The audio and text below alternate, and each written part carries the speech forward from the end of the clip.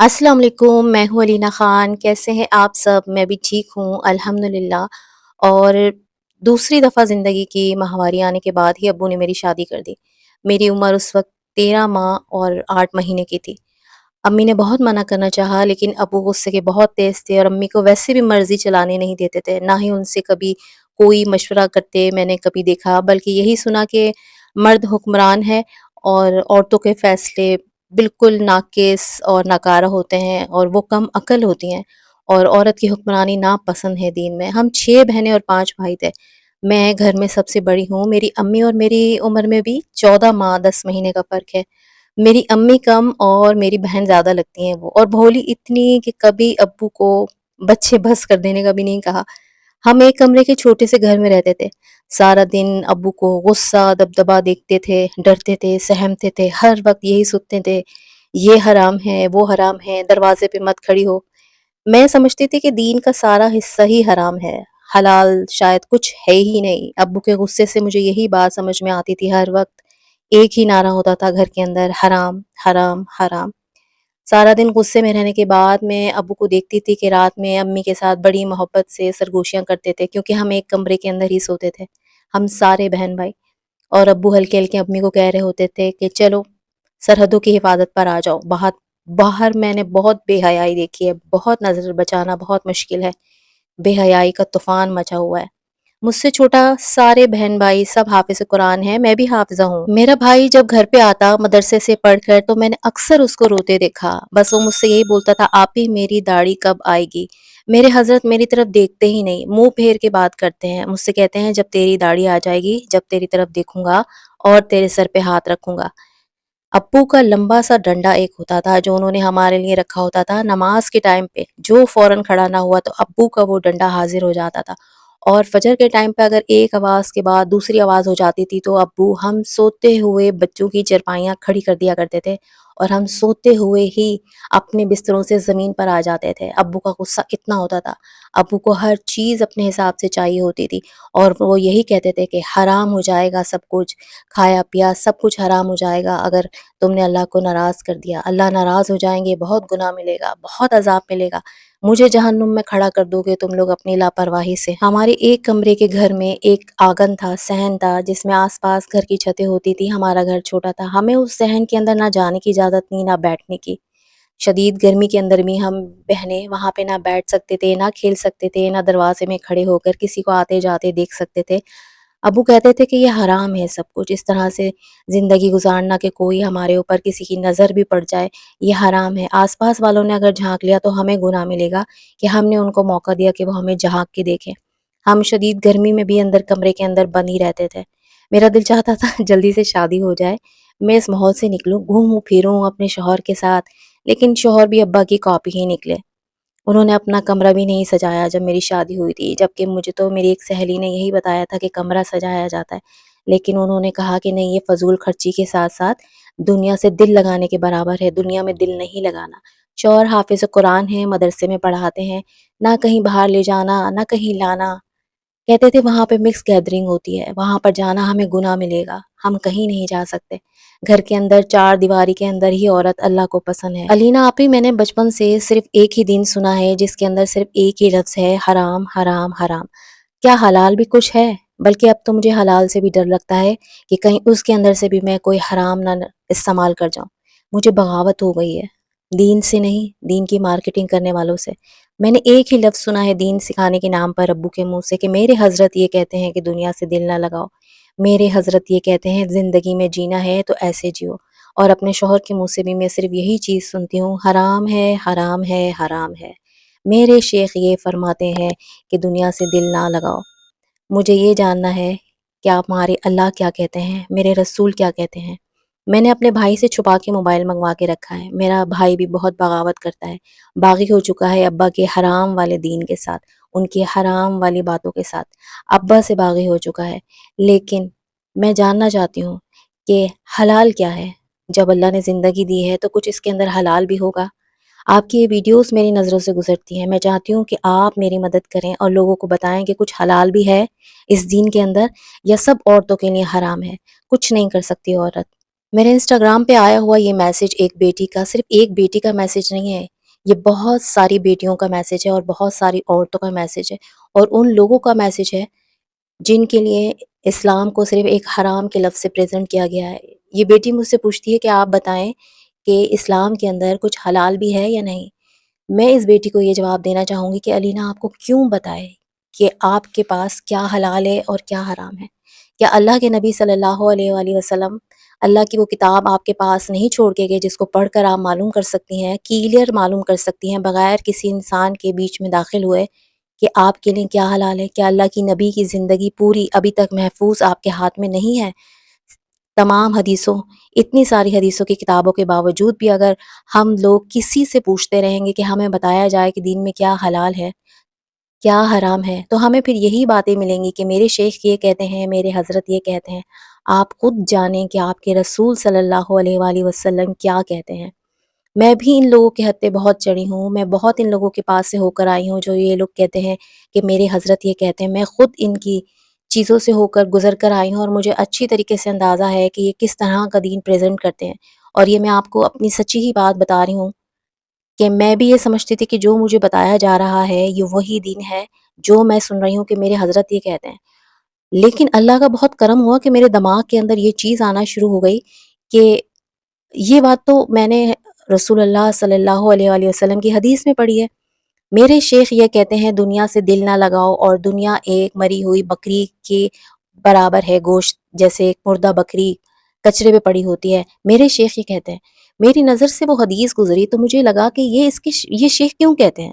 یہ تو ہمارے نبی صلی اللہ علیہ وآلہ وسلم کہتے ہیں، یہ لوگ کیوں کوٹ کر کے ایسی باتیں کہہ رہے ہیں جو کہ ہمارے نبی 1400 سال پہلے ہمیں بتا کے گئے۔ وہاں سے میرے دماغ کے اندر کلک ہونی یہ شروع ہوئی اللہ کے کرم کے ساتھ، اور میں نے پھر ان چیزوں کو خود سے پڑھنا شروع کیا۔ اور اگر آپ یہ کہیں گے یا میری یہ بیٹی کہتی ہے کہ میں بتاؤں، اور بہت سے لوگ اس مسئلے میں آ جاتے ہیں پھر کہ ہم کس کی کتابیں لیں، ہمیں یہاں پر بھی تو کسی کے بارے میں بتانا پڑے گا کہ ہم کس کی کتابیں لیں، کس کی کتابیں پڑھیں۔ آپ اتھینٹک کتابیں پڑھیں جو رسول اللہ صلی اللہ علیہ وآلہ وسلم اور صحابہ کرام سے ڈائریکٹ لنک کرتی ہو، وہ حدیثیں لیں، وہ کتابیں لیں، قرآن کا ترجمہ پڑھیں، آپ کو سب چیزیں کلیئر ہونا شروع ہو جائیں گی۔ اور جہاں تک اس بچی کے معاملہ ہے کہ اس کے ابو کہتے ہیں کہ عورتوں کی عقل ناقص ہوتی ہے، تو اگر عورتوں کی عقل ناقص ہوتی تو حضور اکرم صلی اللہ علیہ وآلہ وسلم بہت بڑے بڑے اپنی زندگی کے معاملات کے اندر عورتوں سے مشورہ نہ لیتے ہیں۔ پہلی وحی کے وقت حضرت خدیجہ رضی اللہ تعالیٰ عنہ کے پاس نہ جاتے بلکہ اپنے چچا کے پاس چلے جاتے اور ان سے مشورہ لیتے، لیکن حضرت خدیجہ رضی اللہ تعالیٰ عنہ کے پاس گئے اور وہاں پہ جا کے ان سے بتایا کہ میرے ساتھ ایسا ایسا واقعہ ہوا ہے، اور ان کی عقل کے اوپر اعتماد کرتے ہوئے ان کے ساتھ ان کے چچا زاد بھائی ورقہ بن نوفل کے پاس گئے، جہاں پر انہوں نے ان کو بتایا کہ سارا وہی کا واقعہ جو بھی آپ کو پتا ہے وہ سارا واقعہ، کیونکہ اگر میں یہاں پہ یہ چیزیں بھی کروں گی تو میرا ٹاپک پیچھے رہ جائے گا۔ بتانے کا مقصد یہ ہے کہ اگر عورت کی عقل ناقص ہوتی ہے، یہ صرف ایک خاص طبقہ یہ بات کہتا ہے، اور عورت کو نیچا دکھانے کے لیے یہ دین کی ایک بات، دین کا لبادہ پہنا کے کی جاتی ہے۔ حالانکہ یہ ناقص والی بات قرآن پاک میں کسی اور مسئلے کے اوپر بولی گئی، جب تجارتی لین دین کے معاملے میں عورتوں کو کہا گیا کہ تم میں سے ایک بھول جائے گی تو دوسرا یاد رکھے، دو عورتوں کی گواہی مانی گئی تاکہ ایک دوسرے کو یاد دلا سکیں۔ یہ عورت کی ناقص عقل نہیں تھی، یہ اس کی جذباتیت کے بارے میں تھا کہ عورت جذباتی ہوتی ہے یا وہ بہت زیادہ رحم دلانہ ہوتی ہے، مصروفیت ہے عورت کی، وہ بھول جاتی ہے بچوں کے اندر لگ کے۔ یہ بات اس وقت بولی گئی تھی کہ ایک وقت میں دو عورتوں کی گواہی قبول ہے۔ اگر یہ معاشرہ آج اس بات کو لے کے یہ ثابت کرتا ہے کہ عورت ناقص ہے، تو یہ ناقص عورت نہیں ہے بلکہ ان کی سوچ ہے جو انہوں نے دین کی اس پیغام کو اپنے مقصد کے لیے حاصل کر لیا۔ صلح حدیبیہ کے وقت کتنا بڑا مسئلہ ہوا تھا جب حضور اکرم صلی اللہ علیہ وآلہ وسلم نے عمرہ کرنے کا خواب دیکھا تھا اور اپنے صحابہ کو لے کے 1400 صحابہ کو لے کے مکہ کی طرف چل پڑے تھے۔ وہاں پہ کفار نے انہیں روک لیا تھا کہ نہیں، آپ نہیں کریں گے عمرہ، اور وہاں پر صلح حدیبیہ ہوئی تھی، وہاں پہ معاہدہ سائن ہوا تھا۔ حضور اکرم صلی اللہ علیہ وسلم نے وہ معاہدہ سائن کیا اور اس کے بعد صحابہ کو حکم فرمایا کہ آپ لوگ اپنا احرام کھول دیں۔ صحابہ بہت غصے میں تھے، صحابہ کرام رضوان اللہ اجمعین، وہ غم کی حالت میں تھے، وہ ابھی فی الحال اس چیزیں ایکسیپٹ نہیں کر رہے تھے۔ تو حضور اکرم صلی اللہ علیہ وسلم خیمے میں واپس آئے، ام سلمہ رضی اللہ عنہا تھیں، اور ان سے فرمایا کہ صحابہ میری بات نہیں سن رہے کہ احرام کھول دیجئے، تو انہوں نے کہا آپ غم نہ کریں، وہ بھی غم میں ہے۔ مطلب ایک تو ان کو خوش گمان کر دیا ان کی طرف سے، کتنی اچھی بات کری ایک عورت نے۔ اور اس کے بعد کہا کہ آپ باہر جا کے اپنا احرام کھولیں، سر منڈوائیں، صحابہ کرام خود بخود اس کی پیروی کریں گے، اور یہی ہوا۔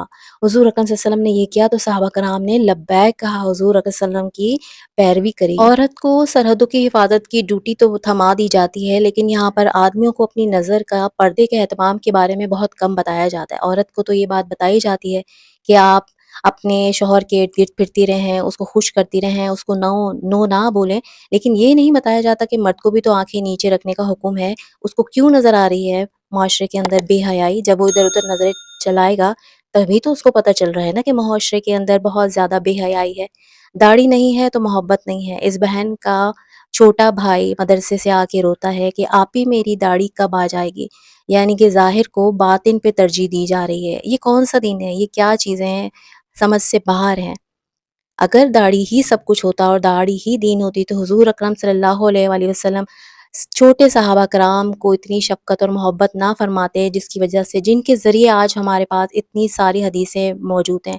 حضرت انس کتنے چھوٹے تھے جب حضور اکرم صلی اللہ علیہ وآلہ وسلم ان کو اپنے پاس رکھا، اور کتنی عمر تک وہ ان کی محبت اور سحر میں ہی گرفتار رہتے ہیں۔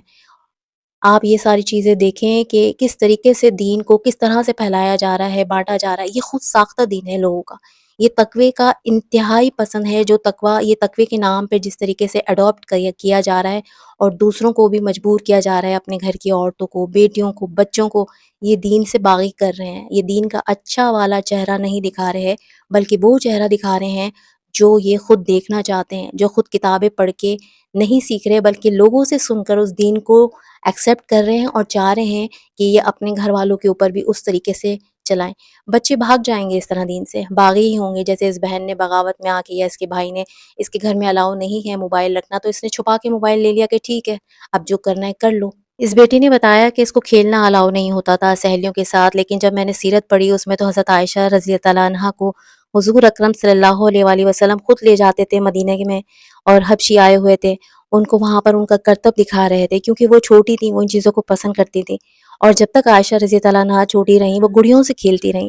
حضور اکرم صلی اللہ علیہ وآلہ وسلم گھر پہ تشریف لاتے تو حضرت عائشہ رضی اللہ عنہا کی سہیلیاں بھی آئی ہوتی، جو حضور اکرم صلی اللہ علیہ وسلم کو دیکھ کے شرما کے نکل جاتی تھیں گھر سے، لیکن حضور اکرم صلی اللہ علیہ وسلم انہیں واپس بھیجتے تھے۔ اور عورت سے، نہیں جاؤ عائشہ کے ساتھ کے بارے میں سیرت کی کتابیں پڑھیں تو آپ اش اش کر اٹھیں گے۔ یہ حرام حرام کے نعرے، اور عورت کو لفٹ نہ کرانا، اس کو پاؤں کی جوتی سمجھنا، یہ سب چیزیں جب تک چلتی رہیں گی، جب تک آپ خود کتاب کھول کے اپنے پیارے رسول صلی اللہ علیہ وآلہ وسلم کی زندگی کے اندر ان کا عملی نمونہ نہیں دیکھیں گے۔ تمام صحابیات فرماتی ہیں، ازواج مطہرات رضی اللہ تعالیٰ عنہما فرماتی ہیں کہ ہم نے حضور اکرم صلی اللہ علیہ وآلہ وسلم سے زیادہ خوش مزاج انسان نہیں دیکھا۔ نبوت کی ذمہ داریاں کیا آج کے مردوں کے اوپر جو ذمہ داریاں ہیں باہر سے کما کے لانے کی، کیا اس سے زیادہ ہیں؟ جو ان کے مزاج اتنے چڑچڑے اور بد مزاج ہوتے ہیں، گھر پہ آتے ہی گھر کے اندر ہٹو بچوں کی آوازیں آنے لگتی ہیں کہ پاپا آگے ہیں دکان سے کام کر کے، رکشہ چلا کے، ٹیکسی چلا کے، ان کو غصہ نہ دلاؤ۔ نبوت کی ذمہ داریوں کے باوجود حضور اکرم صلی اللہ علیہ وآلہ وسلم سب سے زیادہ خوش مزاج ہوتے تھے اپنے ازواج مطہرات کے ساتھ، اور اس وقت کے صحابہ کے ساتھ، ان کے ساتھ بیٹھتے تھے، ان کی باتیں سنتے تھے۔ حضرت عائشہ رضی اللہ عنہا جہاں سے پانی پیتی تھی فرماتے تھے ان سے کہ عائشہ تم نے کہاں سے پانی پیا تھا؟ وہ فرماتی کہ یہاں سے، اشارہ کر کے اپنے پیالے میں جہاں انہوں نے اپنے لب مبارک رکھے ہوتے تھے۔ حضور اکرم صلی اللہ علیہ وسلم اس کپ کو اس سائڈ سے گھما کے اسی جگہ پہ اپنے لب مبارک رکھتے تھے جہاں پہ حضرت عائشہ نے اپنے لب رکھ کر پانی پیا ہوتا تھا۔ یہ کیا چیزیں ہیں محبت کے اظہار کی؟ یہ دین وہ ہے محبتوں والا۔ اس میں بہت ساری چیزیں حلال ہیں اور بہت کم چیزیں حرام ہیں، لیکن ہماری بدقسمتی کہ ہم قرآن کو، سیرت کو کھول کے نہیں پڑھتے، تو آج ہم اپنے دین کو سمجھتے ہیں وہی والا جو ہمیں صرف سنایا جا رہا ہے، بتایا جا رہا ہے۔ جب بھی آپ کوئی چیز سنیں، کسی سے معلوم کرنے کی کوشش کریں تو یہ سن لیں کہ اس عمل کی دلیل کیا ہے۔ جہاں پر آپ نے یہ چیز، یہ قانون، یہ اصول اپنا لیا، آپ اپنے دین کو کبھی غلط نہیں سمجھیں گے بلکہ محبت کریں گے۔ تقوی کا نام دے کر آج معاشرے کے اندر جو چیزیں اسلام کے نام پہ لاگو کی جا رہی ہیں عورتوں پر اور اولادوں کے اوپر، یہ سب چیزیں خود ساختہ ہیں، اور یہ ساری چیزیں جب تک آپ نہیں پہچان سکتے، جب تک آپ خود قرآن کو اور حدیث کو کھول کے نہیں پڑھیں گے، نہیں سمجھیں گے۔ ہمارا دین بہت پیارا ہے، انسان کی ساری نفسیات اور فطرت کے مزے جائز کیے گئے ہیں، حلال کیے گئے ہیں اللہ کی طرف سے، لیکن اگر کوئی آپ کو صرف حرام حرام کی رٹ سنا رہا ہے تو یہ اس کا اپنا ذاتی عمل ہے۔ آپ کا دین، اس کے اندر اس چیز کی کوئی دلیل اور کوئی گواہی موجود نہیں ہوگی، لیکن پڑھنے پڑھانے کا کوئی مشورہ آپ کو کوئی نہیں دے گا، کیونکہ آپ کا کم عقل رہ جانا یا کم علم رہنا ہی آج معاشرے کے آدمیوں کے لیے فائدے مند ثابت ہو رہا ہے۔ ویڈیو اگر پسند آئے تو لائک سبسکرائب کرتے جائیں، مجھے دعاؤں میں یاد رکھیے۔ جزاک اللہ۔